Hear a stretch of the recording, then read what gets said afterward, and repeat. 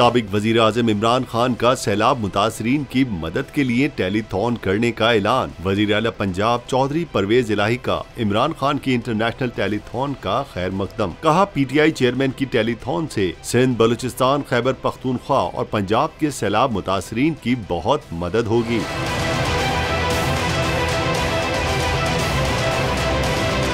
चौधरी परवेज इलाही ने कहा कि सैलाब की तबाहकारियों से मुतासरीन अफराद और खानदानों की बिला इम्तियाज मदद की जाएगी। मुखय्यर हजरात दिल खोल कर सैलाब मुतासरीन के लिए अकाउंट में हिस्सा डालें। वजीर आला पंजाब ने मजीद कहा कि पूरी कौम मुतासरीन की इमदाद के लिए बाहर निकले। पाक अफवाज सैलाब मुतासरीन की बहाली में अपना किरदार बखूबी अदा कर रही है। उनका कहना था कि army chief general Qamar Javed Bajwa खुद सैलाब मुतासरीन की बहाली में पेश हैं। हमारी फौज ने सैलाब में फंसे हजारों अफराद को महफूज मकामात तक पहुँचाया है।